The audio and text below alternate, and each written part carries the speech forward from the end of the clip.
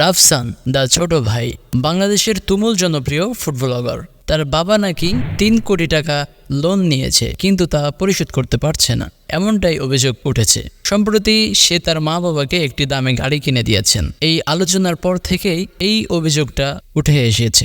বাংলাদেশের বেসরকারি বড় বড় গণমাধ্যমগুলো এই নিয়ে অনেক নিউজ করেছে। তারপর রাফসান চুপ করে না থাকতে পারে, সে লাইভে এসে বিষয়টা ক্লিয়ার করেছে।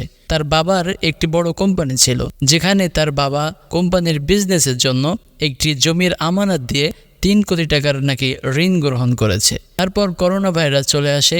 করোনা ভাইরাসের কারণে যখন পুরো বিশ্ব থমথম অবস্থা, ঠিক সেই সময় তার বাবার ব্যবসাও লসের দিকে ধাবিত হয়। তখন তার বাবা শখের গাড়িটা বিক্রি করে দেয়। তখন রাফসান এবং তার বড় ভাই মিলে একটি সিদ্ধান্ত নেয় যে তারা টাকা গুছিয়ে বাবার জন্য একটি গাড়ি কিনে দেবেন। সম্প্রতি সেই গাড়িটাই তার মা বাবাকে তারা গিফট করেছে। তারপর থেকেই এই আলোচনার জন্ম নিয়েছে।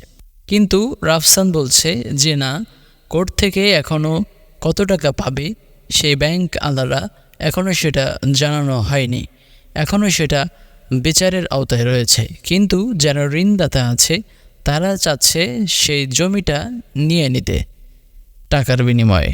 কিন্তু রাফসান বলছে যে না, কোর্ট থেকে এখনও কত টাকা পাবে সেই টাকার অ্যামাউন্টটা এখনও বলতে পারেনি। আর সেই ঋণদাতারা রাফসানের সেই জমিটা অন্যায়ভাবে নিয়ে নিতে চাচ্ছে, কিন্তু রাফসান সেটা আইনের কাছে বিচার দিয়েছে। এখনও সেটা বিচারাধীন রয়েছে, এখনও সেটা কোর্ট থেকে রায় দেয়নি।